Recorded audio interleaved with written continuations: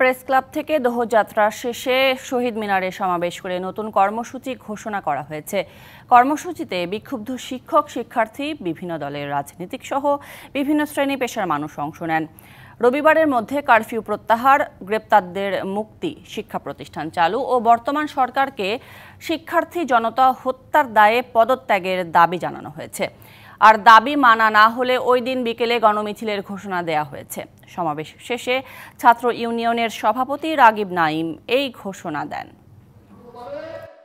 প্রতীকী কফিন নিয়ে বৃষ্টিতে ভিজে প্রেসক্লাবের সামনে গান, কবিতা আর বক্তব্যের মধ্য দিয়ে কোটা সংস্কার আন্দোলনে আন্দোলনকারীদের হত্যা ও হয়রানির প্রতিবাদ জানিয়েছে সাংস্কৃতিক শিল্পী গোষ্ঠী উদীচী।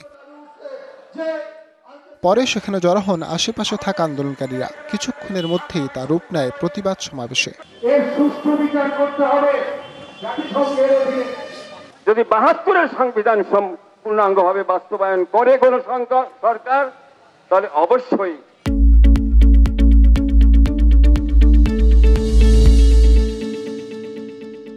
এর চেয়ে মুক্তিযুদ্ধের বড় বাতিঘর আর নেই। এক পর্যায়ে তারা হাইকোর্ট, দোয়েল চত্বর হয়ে জমায়েত হয় কেন্দ্রীয় শহীদ মিনারে। এরপর আশেপাশের লোকজনও সেখানে গিয়ে জড়ো হন। ঘণ্টাখানেক অবস্থান শেষে ঘোষণা করা হয় রবিবারের নতুন কর্মসূচি। এদিকে জুমার নামাজ শেষে বাইতুল মোকাররম থেকে একটি মিছিল বের করে কওমি ঘরানার শিক্ষার্থীরা।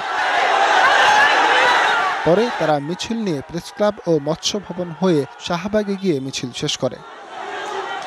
এদিকে সকালে দেশব্যাপী ধরপাকড় ও নিপীড়নের বিরুদ্ধে প্রতিবাদ ও কোটা আন্দোলনের সময় হত্যার বিচারের দাবিতে অবস্থান কর্মসূচি ও বিক্ষোভ করে শিল্পীরা।